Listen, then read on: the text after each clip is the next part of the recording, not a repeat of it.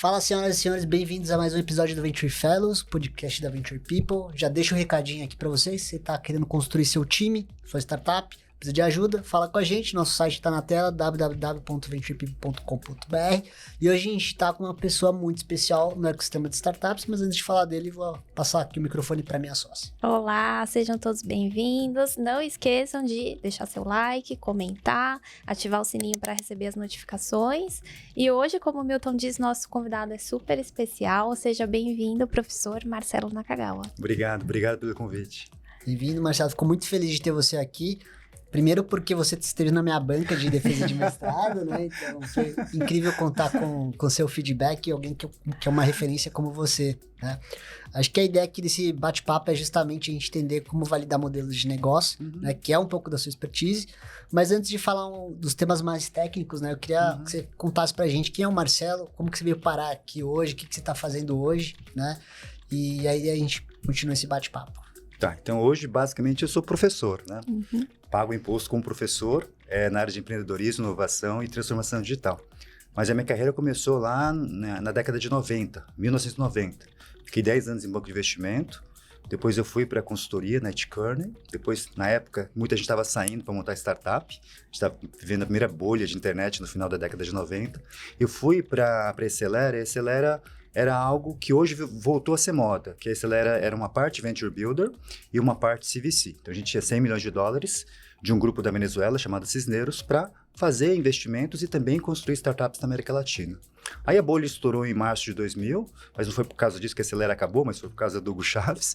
Mas eu fui para o IPT, eu virei diretor de inovação do IPT e eu começo a trabalhar mais com inovação, que a gente chamou hoje de Hard Science ou Deep Tech, que é basicamente inovação a partir de ciência e tecnologia. Depois eu fui para a Naspers. A Naspers é um grande fundo de investimento, talvez o mais vitorioso, eu acho, da história dos investimentos, né, em função do investimento especialmente na Tencent, lá na China. Fiquei na Naspers e depois eu desisti dessa carreira de investidor para dedicar mais tempo para a minha família. Então, na época, eu ouvi um depoimento de um investidor que eu admiro bastante, chamado John Doerr, da Klein Perkins, e ele deu um depoimento falando do tempo que ele perdeu com a família. E aquilo me marcou demais. E aí, minha primeira filha nasceu, falei, eu quero ter mais flexibilidade, né? Porque meu chefe ficava em Hong Kong, eu tinha horário brasileiro, horário chinês para trabalhar. Eu desisti da minha carreira de investidor e eu fui para o INSPER, né? Começar a trabalhar com o Centro de Empreendedorismo lá do INSPER. Mas hoje, né, eu estou em várias frentes, né? Já fui da FAPESP, já fui de outros locais também, mas hoje, basicamente, eu sou professor de inovação, empreendedorismo e inovação, e em algumas escolas, né? INSPER, Fundação Dom Cabral, FIA, Unicamp, USP, a lista é um pouco grande. Eu vi seu LinkedIn ali, eu me perdi, é tanta coisa legal que... É muito tempo de rodagem, basicamente. Mas só pegar o ganho, você falou que você trabalhou com gestor da China, né? Eu fiquei curioso, como que é trabalhar com chinês? O meu chefe, na verdade, ele era sul-africano, né? Assim, na verdade, sim. Eu trabalhava com o Anderson Test, né? Que era o meu chefe direto aqui no Brasil. Mas o nosso chefe ficava em Hong Kong, mas ele era sul-africano. E a partir de lá, a gente... né, controlava os investimentos na Rússia, na Índia, na África do Sul e aqui no Brasil também. Legal. Legal. Bom, o Milton já disse, né, que ele fez mestrado, você estava na banca dele, eu também faço mestrado, então a gente ficou curioso para saber como que foi a sua transição, né, do mercado para a academia. Foi super tranquilo, na verdade, né? Eu sempre, quando eu comecei a trabalhar, especialmente em VC, isso foi lá mais ou menos em 99, 2000, eu sempre ia muito nas escolas.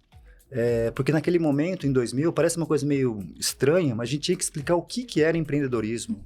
Eu tinha 2 ou 3 slides para explicar o que era, quando que tinha surgido, o que significava. É meio estranho a gente falar hoje, mas há 20 e poucos anos atrás, era uma coisa meio, sei lá, diferente. Então, eu ia falar do que era ser empreendedor, o que era montar novos negócios, como que se fazia valuation, todas essas questões. E aí eu acabei fazendo amizade com um monte de professores. Então, toda vez que esse pessoal precisava de alguém para dar palestra, eu ia dar palestra. Que legal. E ao longo do tempo começou a surgir uma aulinha aqui, outra aulinha lá.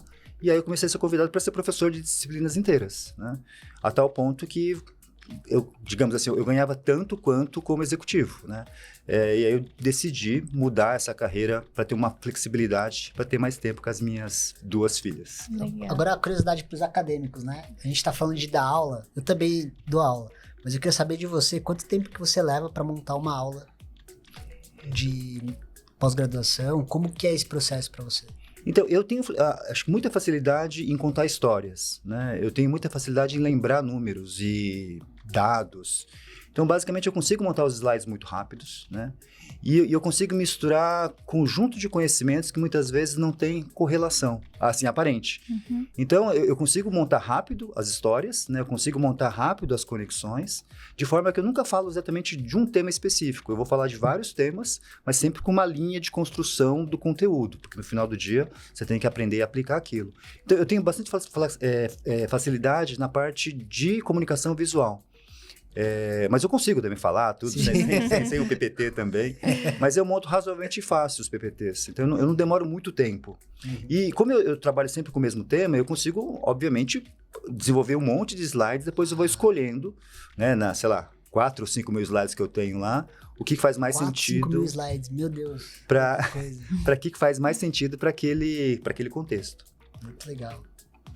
E, bom, o seu principal tema de pesquisa é em inovação, né? Se você pudesse comentar pra gente um pouquinho o principal erro do empreendedor ao tentar validar um modelo de negócio. Tá, a gente tem um desafio, acho que pegar 2 grandes lógicas, né? Você tem aquele empreendedor que vai montar um negócio tradicional, Uhum. do ponto de vista de que você tem referências de mercado. Então, eu gosto muito de uma rede chamada The Coffee, né? A The Coffee foi inspirada numa rede japonesa, ou várias redes japonesas. Esse conceito de micro-cafeteria é muito comum no Japão. Mas cafeteria em si é algo que você consegue modelar e algo que você consegue testar muito rapidamente. Uhum. Então, é previsível, né, o fato de você conseguir validar um modelo de negócio do ponto de vista de quanto que custa o aluguel, né, o que seria o ticket médio. Você tem parâmetros para fazer isso. O desafio é criar uma proposta de valor que você consiga escalar, como a The Coffee está conseguindo fazer. Mas é um modelo tradicional. Então, quando você pega a The Coffee, quando você pega a Sodier, né, quando você pega, sei lá, a Casa do Pão de Queijo, normalmente você tem referências que você consegue rapidamente testar, rapidamente validar e ter uma série de hipóteses. Quando você vai para negócios inovadores, do ponto de vista que quando você não tem referência, aí eu sou um grande defensor de toda a lógica de Lean Startup e Customer Development, né? No sentido de eu preciso validar meu cliente, eu preciso descobrir lá o Problem Solution Fit, eu preciso descobrir o Product Market Fit, eu preciso validar o Business Model Fit. Então, aqui é uma outra lógica em que o empreendedor ou empreendedora que vai montar um negócio mais inovador precisa dominar o método, né? Então, assim, o que é o problema? Começando pelo problema, né? Qual é o problema que eu quero resolver ou que existe de mercado? Quem tem esse problema?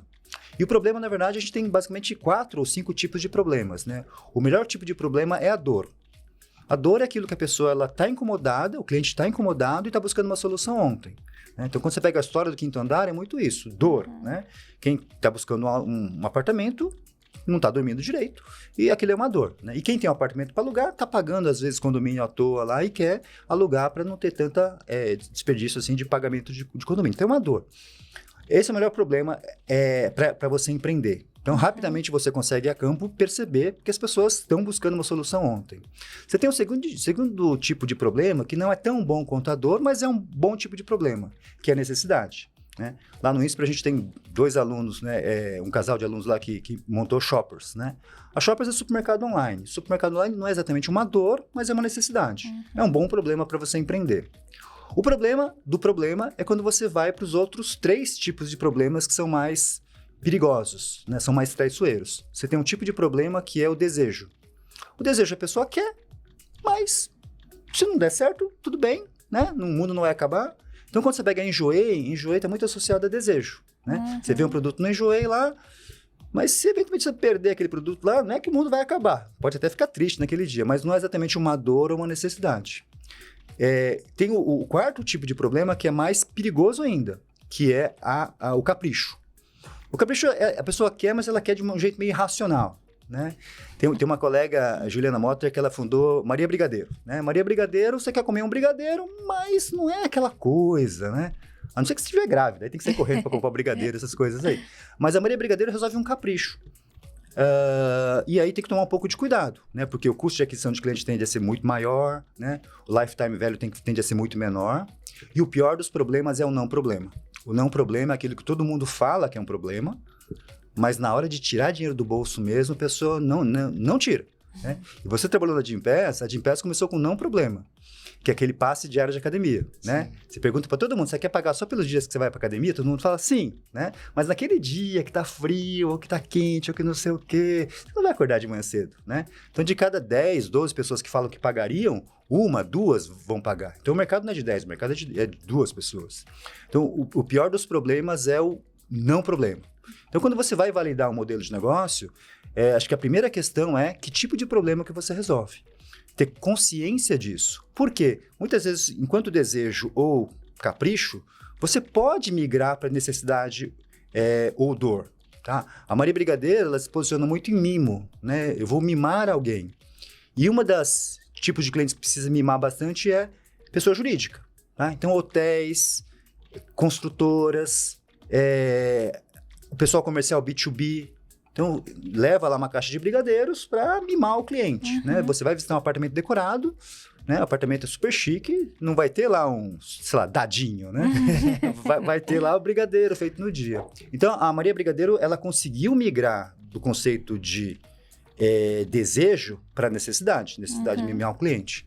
Então, só para não me falar tanto aqui, a questão da validação do modelo de negócio começa com a validação do problema. E aí depois segue toda a lógica lá do Steve Blank lá de validação do produto, né, e do mercado e depois do modelo de negócio. Achei incrível isso que você colocou, porque em 2019 eu tive a oportunidade de estar em Miami fazendo um curso de Venture Capital. E lá eles falavam, existem 3 tipos de problema. Aqui você trouxe 4, eu achei isso muito legal. Na verdade, 5, né? Você tem a dor, 5, necessidade, desejo, capricho e o não problema. Isso, o não problema. É que eu desconsiderei o não problema, mas fato que são 5. E lá nesse curso eles falavam, existem 3, né? 3 tipos de negócio. O aspirina, o painkiller e a vitamina, né? Então eu acho legal você trazer essa perspectiva, porque pro empreendedor que está assistindo a gente, ele pode refletir, fazer uma reflexão. Poxa, onde que eu encaixo aqui nesses 5 tipos de problema? Exato. Né? Porque o exemplo que você deu do Gympass eu adorei, porque foi justamente isso. Você tinha um modelo de negócio que era passe diário de academia. É legal. Tem pessoas que viajam, precisam. Então assim, tá bom, né? Não vou morrer se não tiver um negócio desse. Sim. E aí, quando o Gympass fala assim, tem uma dor muito maior e eu posso ser muito mais competitivo com parceria com as empresas para ter um custo mais barato para o colaborador, melhorar a qualidade de vida, ajudar a empresa a reduzir custo, é um ganha-ganha que, resolveu um problema. Exato. Né? Então, achei muito legal essa colocação, só queria fazer esse resuminho aqui, porque... Sim. E o que eu acho super legal no case do Gympass é que hoje, a gente como recrutador, a gente conversa com as pessoas frequentemente, fala sobre os benefícios que elas têm nos empregos, e ninguém fala benefício corporativo de academia. É sempre o Gympass, né? Então, isso... Virou categoria de produto. Tipo Gillette pra lâmina. Virou categoria de produto. Isso é muito legal. Muito bom. E para quem tem um modelo consolidado já, que precisa pensar em uma transformação digital, qual que seria aí o caminho das pedras para não ser disruptado? Então, aí vai depender muito do tipo de negócio, do setor, né, da capacidade visionária de quem está liderando aquilo, né? Eu trabalho muito isso com grandes empresas, várias grandes empresas hoje quebrando a cabeça, muitas falando o que estão fazendo, né, transformação digital, e aí você pergunta quais são os resultados, o pessoal engasga, gagueja, né? Então, tem um grande desafio hoje de você repensar o modelo de negócio. E quando repensar o modelo de negócio, não é que você vai jogar, muitas vezes, fora o modelo de negócio anterior. Você vai pensar num novo motor e vai manter o primeiro motor funcionando. Né? Muitas vezes não joga tudo fora, né? Não vai queimar a ponte de certa forma, e você vai pensar num segundo motor, e esse segundo motor, muitas vezes, vai gerar o crescimento. Tá? Talvez o melhor exemplo que a gente tem nisso foi a empresa onde eu trabalhava, a Naspers, investiu, que é a Tencent, né? A Tencent, ela começou com o QQ. QQ era uma espécie de ICQ lá da China, né? O pessoal, acho que talvez mais novo não vai lembrar do ICQ, né? Mas você tinha lá, né? E depois aquilo, como o MSN aqui foi morrendo, o ICQ foi morrendo, né? E aí eles conseguiram criar um segundo motor, que era o WeChat, né? O WeChat, sim, já é um produto totalmente específico, né, lá da China, porque o WeChat começou meio que com o WhatsApp, parecido com o WhatsApp, mas o WeChat virou um negócio que o Ocidente não conseguiu copiar ainda, que é esse conceito de super app. Muita gente fala faz um super app, mas quem foi para a China sabe que o super app deles não é 10 integrações, né? A gente está falando de, no caso lá da Tencent, há 7 anos atrás, de 900 integrações, né? Então, e aí evoluiu, mas, né? Enquanto o QQ ia morrendo, você tinha um segundo motor de crescimento. Uhum. E aí o que acontece hoje, né? Você tem um terceiro motor de crescimento deles, chamado Mini Program, que basicamente são aplicativos que você mesmo monta e você integra. Então, hoje são mais de 3 ou 4 milhões de mini programs que são integrados dentro do chat. E, então, a Tencent ela foi aprendendo ao longo do tempo a criar segundo, terceiro, quarto, né, quinto motor de crescimento, que hoje, tá? Muitas empresas traduzem isso como estratégias ou de plataforma ou estratégias de ecossistema. Então, você acaba não apostando o seu dinheiro, né, num cavalo só, mas você acaba criando um modelo de negócio que integre diferentes modelos de negócios. Muitas vezes modelos de negócios seus, mas muitas vezes também modelos de negócio de parceiros. Ela é uma empresa de dinâmica de venture capital, né? Porque ela sai montando features e soluções, integrações, né? Que ela pode ver qual que é o caminho que dá mais retorno ou não. Às vezes pode falhar, às vezes não.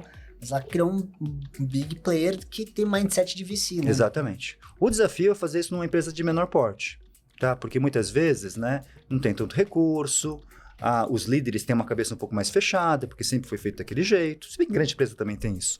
Mas as pequenas empresas, essas sim eu fico muito mais preocupado. Uhum. Porque muitas vezes elas são massacradas porque não conseguem se reinventar. Então você tem uma lojinha de sapato numa cidade pequena e essa lojinha de sapato não tem condições muitas vezes de competir com um grande marketplace de sapatos, né? Mas aquela lojinha, muitas vezes, se ela não se reinventar, ela tem esse desafio de... E aí, o que eu faço daqui a 2, 3, 4, 5 anos? Então, minha preocupação não está nem nas grandes, minha preocupação está nas pequenas e médias. E como que você faz para diferenciar o que é hype, o que é hopeful e o que é helpful, né? Essa questão, de novo eu volto na questão do problema, né? Qual é o tipo de problema que você está resolvendo? Se você está resolvendo um problema que é na categoria dor ou na categoria necessidade, né, muito provavelmente vai estar associado a helpful, né? É algo que você vai lá, né? Quando você está apostando numa tendência e essa tendência ela resolve uma dor que vai ser maior no médio prazo, você está nesse hopeful, né? O problema do hype é que muitas vezes você resolve problema nenhum, você resolve um não problema, tá? Então você pega lá, né, sei lá, né, o exemplo que todo mundo fala que é paleteria, né? Paleteria resolvia que tipo de problema? É difícil, né? Você fala, não, paleteria resolvia o problema lá, né? Não tem, né? Porque era muito mais uma questão do modismo, né? Você tinha aquele raio gourmetizador naquele momento, mas aquilo lá era muito hype. Quando você traduz isso para tecnologia, é exatamente a mesma coisa, né? Há 2 anos atrás, a gente estava discutindo metaverso, e você tem várias aplicações de metaverso muito boas, especialmente em jogos, né? Você tem muita lógica de metaverso na parte industrial também, no sentido de manutenção à distância, mas boa parte daquilo que vinha sendo discutido em metaverso não resolvia uma dor ou uma necessidade. Era um desejo, um capricho, ou às vezes um não problema. Tá? Então a gente já teve outros momentos, né, do Second Life no passado, que também era essa lógica de metaverso, mas essa questão do hype tem que tomar muito cuidado. Qual é o problema que você resolve? Deveria ser uma dor ou uma necessidade. Se não for dor ou necessidade, toma cuidado. Agora eu tenho uma pergunta que essa pode ser polêmica. A gente fala muito de validação de modelos de negócio, né? E a gente tem alguns modelos consolidados. Você mesmo falou de alguns, né? Do Steve Blank. Existe algum modelo, alguma metodologia que o empreendedor pode aplicar para validar um modelo de negócio que garanta para ele que se ele aplicar aquela metodologia, ele pode entrar numa fria ou não? O que eu quero dizer com pode entrar numa fria?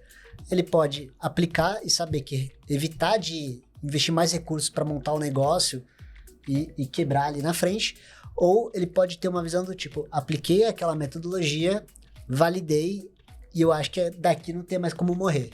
Existe alguma metodologia? Você acredita nisso ou não? Então, o método do ponto de vista racional, talvez. O problema é quem aplica o método, que é a pessoa, que é o empreendedor ou empreendedora. Por quê? Porque a lógica do método, ela segue lógicas de validação quase que científicas. Eu preciso definir a hipótese, eu preciso definir o método de validação, eu preciso a campo validar aquilo. O problema é que boa parte dos empreendedores tem E deveria ter, né, essa questão de que se achar incrível, né? Se achar a pessoa mais inteligente do planeta. E aí, nesse processo de validação, muitas vezes, você vai atrás de validações que comprovem que você é um gênio. Por isso que o método, ele pressupõe primeiro um desapego da ideia, né? Que é aquela discussão. Primeiro, concentre-se no problema. E eu cobro muito isso dos meus alunos, né? E você começa a pensar em empreender a partir da grande ideia. Mas, no fundo, você deveria começar a partir da validação do problema. Quando você começa com a ideia, normalmente, primeiro, você não quer contar para as outras pessoas, né? Porque as pessoas vão querer te copiar. Né? Não, eu não vou contar porque as pessoas vão me copiar. Segundo, você não vai ver que muitas vezes aquele problema está sendo resolvido de outra forma. Né? E muitas vezes você não vai escutar, especialmente as pessoas que te criticam. Quando você começa com um problema, isso se inverte. Primeiro, quando você interage com a pessoa que tem aquele problema, você vai perceber primeiro se você nasceu para aquilo, tá? Porque às vezes o problema é bom, mas você não quer resolver aquilo. Você não sente, né? Não vê propósito em acordar de manhã cedo para resolver aquele problema. Vários empreendedores e empreendedoras montaram negócios até muito bons, mas o negócio não ia para frente porque a pessoa descobriu depois de um certo tempo que não sentia nenhum, né, senso de propósito em resolver aquele problema, por mais que seja importante. Então, a primeira questão é, quando eu vou interagir com a pessoa que tem aquele tipo de problema, perceber se eu nasci para aquilo. Né? Se meu olho brilha, se eu quero acordar de manhã cedo querendo melhorar a solução daquele problema. Segundo, é que quando você conversa com a pessoa que tem um problema, o papo vai, né? Eu sempre conto que há um certo tempo atrás eu tinha restrição à lactose. Eu não sei porque passou, tá? Mas eu tinha. E aí, quando eu encontrava com uma pessoa que tinha restrição à lactose, era 2 horas de bate-papo, né? A Yakult pode, a Yakult não pode, umas coisas assim. Então, quando você conversa com a pessoa que tem um problema, naturalmente você vai entendendo, né? Vai conversando, vai percebendo outras perspectivas, que é o segundo ponto, né? Você vai falar com diversas pessoas que têm aquele problema, você vai entender o problema de outras perspectivas. E a última, que talvez seja mais importante, você acaba co-criando a solução a partir e com as pessoas que têm aquele problema. Então, o processo de validação, o método em si, do ponto de vista lógico, ele faz sentido. O que é difícil é quando você coloca o ser humano lá, e esse ser humano, muitas vezes, só vai querer comprovar aquilo que ele ou ela achava. Que aí você acaba pegando essas furadas aí.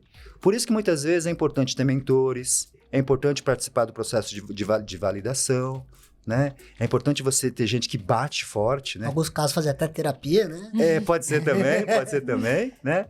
Mas é importante sempre ter mentores, né? Eu fui da Endeavor durante muito tempo, mentor tem que bater, né? Não, tem que elogiar quando é necessário também, mas é importante que você tenha mentores e participe de processo de validação para perceber que, né, você tem que identificar uma grande dor e não se preocupar tanto com a ideia, né? Não tem nenhum problema em falar mal da ideia, mas quando você começa com a ideia, quando a pessoa fala mal da sua ideia, você acha que está falando mal de você, e aí você já começa a montar suas armaduras, né, suas armas lá para ficar retraído. Sim, e ainda existe o viés de confirmação, né? Que tudo que acontecer, você vai usar para... Não, isso é um argumento que é positivo para minha ideia, porque... E às vezes não é isso, né? Você tem que olhar de forma bem fria. O Jack Welch, que foi o presidente da GE, falava como são inteligentes as pessoas que pensam como nós. Então, tem que tomar cuidado quando você for empreender, só se cercar de pessoas inteligentes, né? Sim.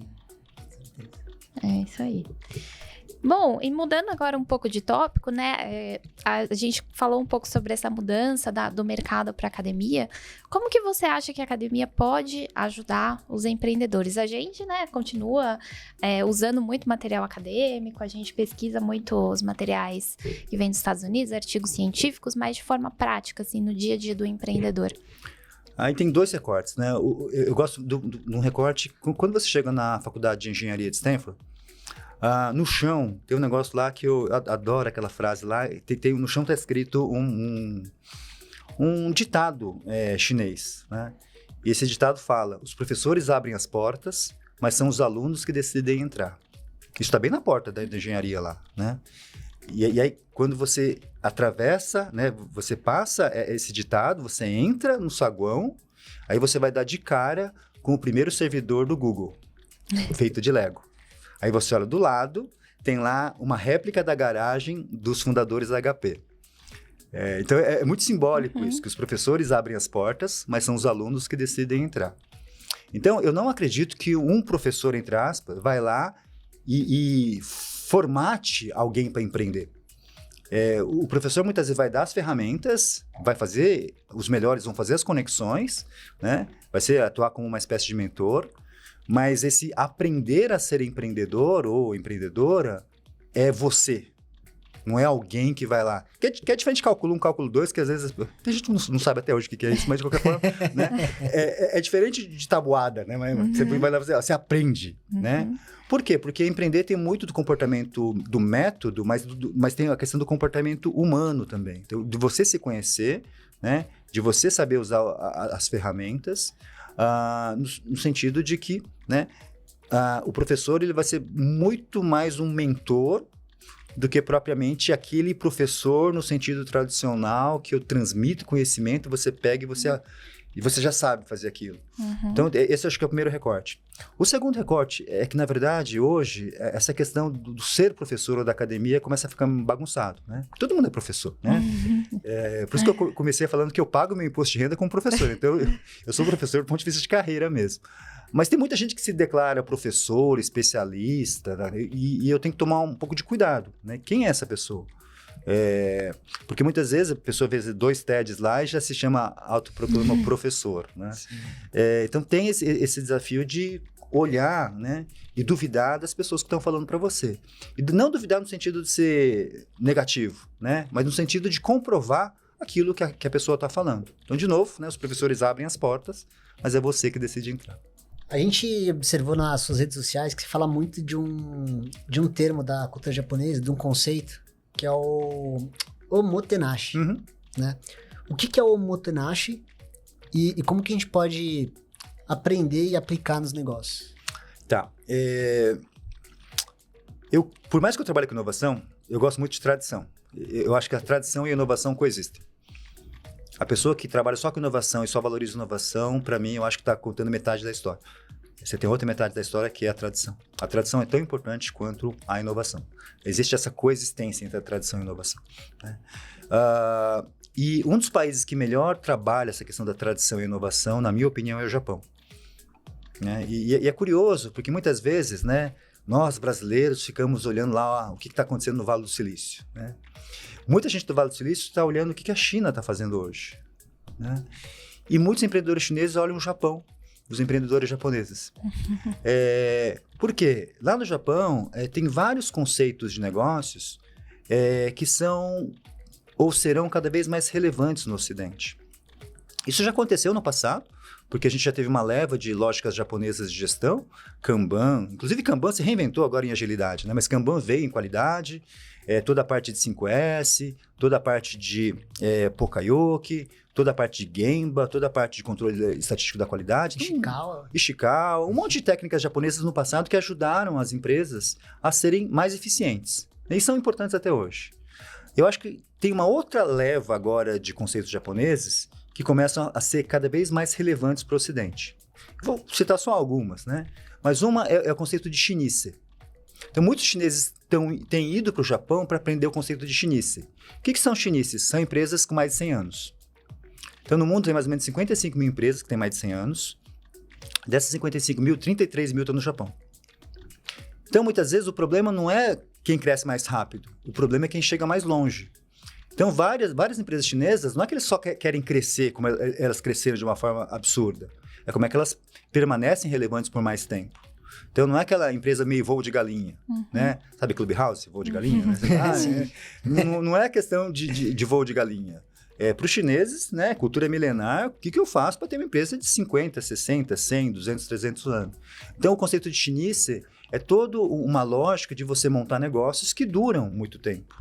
Então, eu admiro, né? Admiro as empresas que crescem rápido, mas eu admiro também as empresas que duram muito tempo. Então, esse é um conceito, né? Você tem um outro conceito, que é o conceito de Shoshin. Shoshin é um conceito que mudou a vida do Steve Jobs. E se você pegar os discursos do Mark Benioff da Salesforce, ele fala de Shoshin o tempo todo, né? Todo início de ano ele faz Shoshin. O que é Shoshin em japonês? Seria mente de principiante. como é que eu desenvolvo a minha mente de principiante? Isso tem a ver com lógicas budistas, zen budistas, né? No zen budismo a gente fala, né? Eu sou zen budista. No zen budismo a gente fala que na cabeça do especialista tem poucas possibilidades, mas na cabeça do iniciante tem muitas possibilidades. Isso você consegue demonstrar pelas principais startups ou scale-ups que a gente tem no Brasil e no mundo, né? O Davi Velez, que fundou o Nubank, ele não veio exatamente do mercado bancário. Ele tinha uma experiência em VC lá, mas ele não era, né, Bradescão, assim, né? Ele veio, né, e falou, não, fui mal atendido aqui, vou montar um banco, né? Tem que ser muito idiota para falar um negócio desse aqui no Brasil, né? Fui mal atendido lá no banco, vou montar um banco. Quantas vezes você foi mal atendido aqui, né? E ele falou, vou montar um banco, né? Cabeça de iniciante, cabeça de principiante, né?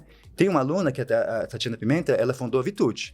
Ela é engenheira civil, ela não é da área de psicologia, né? E é uma engenheira civil montando um negócio na área de saúde mental, né? Quando você pega o Gabriel Braga, do Quinto Andar, ele nunca trabalhou no mercado imobiliário.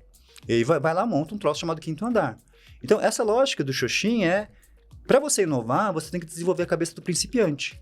Porque se você tiver a cabeça do especialista, você só vai ver pequenas coisas, pequenas melhorias. Isso é importante também, mas para aquelas inovações mais audaciosas, muitas vezes a cabeça de principiante é muito importante. Então, o Mark Benioff, todo início de ano, ele tem um método lá, fala, olha, vamos olhar a Salesforce do zero. Né? Esquece tudo que a gente fez. Né? Se a gente tivesse que montar a Salesforce hoje, o que seria isso? Que de uma certa forma o Jeff Bezos chama de Day One. Todo dia é Day One lá na Amazon. É essa lógica de princípio, mente de principiante. Então, a Xoxin é um negócio que marcou demais o Steve Jobs. Tá? O Steve Jobs, quando ele termina o discurso dele em Stanford, né, ele fala lá, né, stay hungry, stay foolish. O stay foolish é no sentido de permanecer com a mente de principiante. Então, Xoxin é um conceito muito importante e eu acho cada vez mais importante para o Ocidente. Porque a gente só tem um monte de especialista agora, né?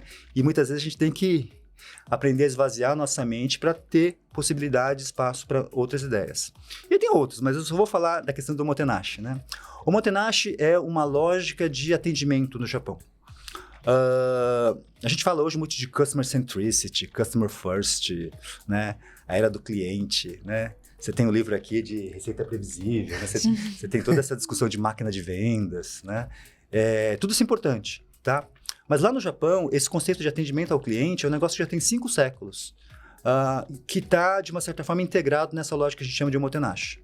Ao pé da letra, o Omotenashi em japonês significaria hospitalidade, mas é muito mais do que isso. Então, tem um princípio lá de que a palavra cliente em japonês também significa convidado.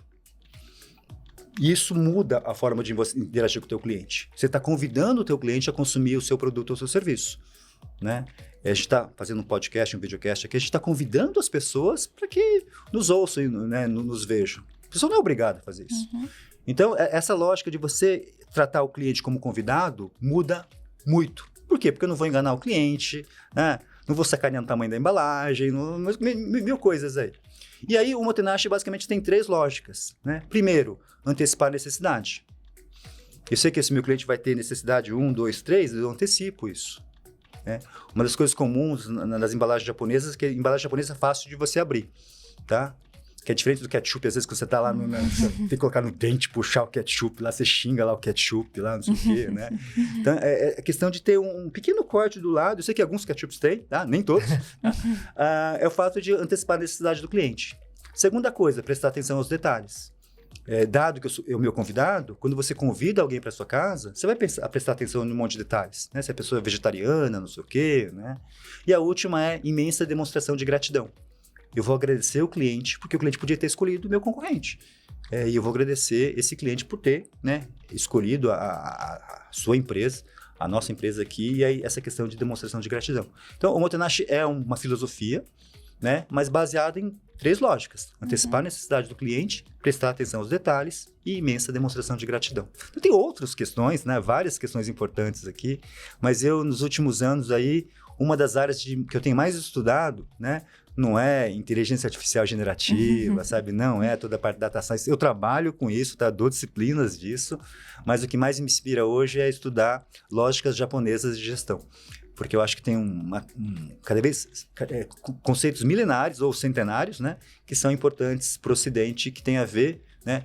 Não com a tecnologia, se bem que o Japão entrou muito na modernidade, toda essa questão de videochamada, comunicação por emoji, QR Code, né? Tudo invenções japonesas, né? Mas a gente, cada vez mais que a gente fala de tecnologia, a gente tem que ter o lado humano. Como é que a gente trata as pessoas de uma forma mais respeito, com mais carinho, né?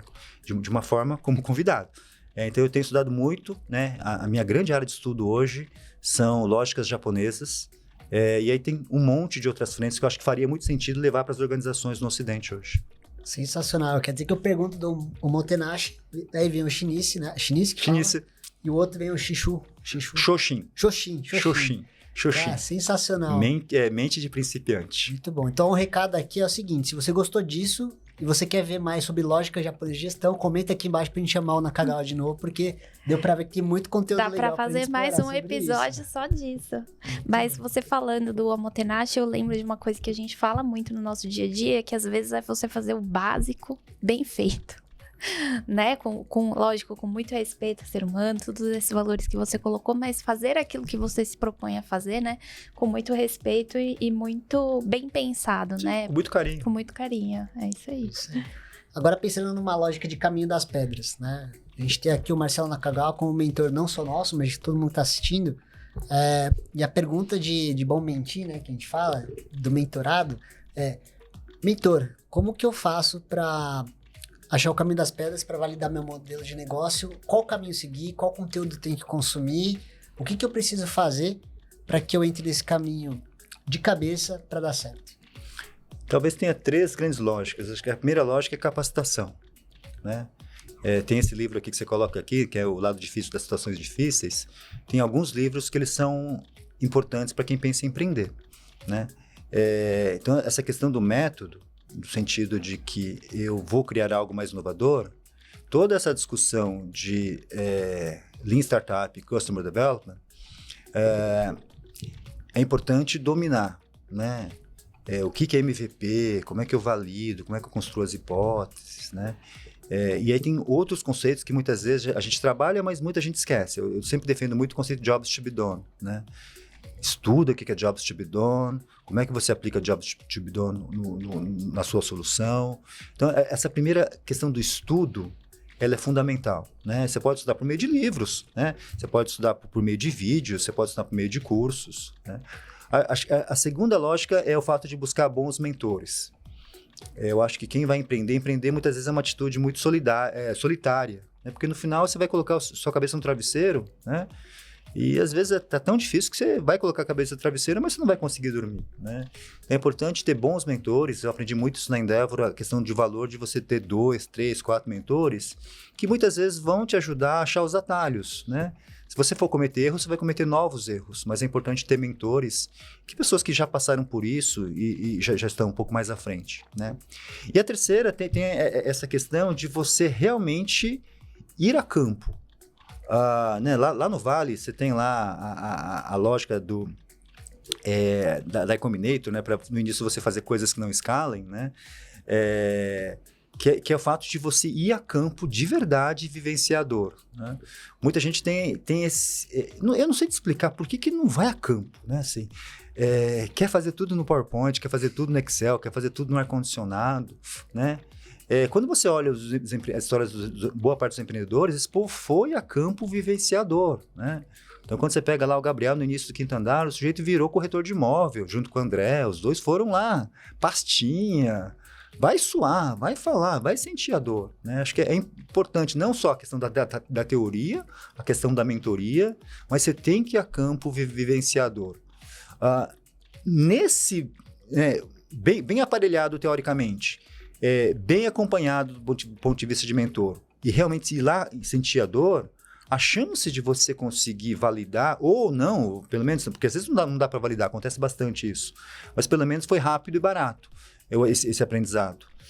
Então, são coisas básicas que muita gente repete, só que muita gente continua fazendo ou cometendo os mesmos erros, né? Então, tem que estudar, tem que ter mentor e tem que se sujar, né? Tem que suar para ir a campo validador. Muito bom. Bom, infelizmente estamos acabando, já passou muito rápido e a gente geralmente encerra pedindo para os nossos convidados comentarem sobre um filme ou uma série que eles gostaram.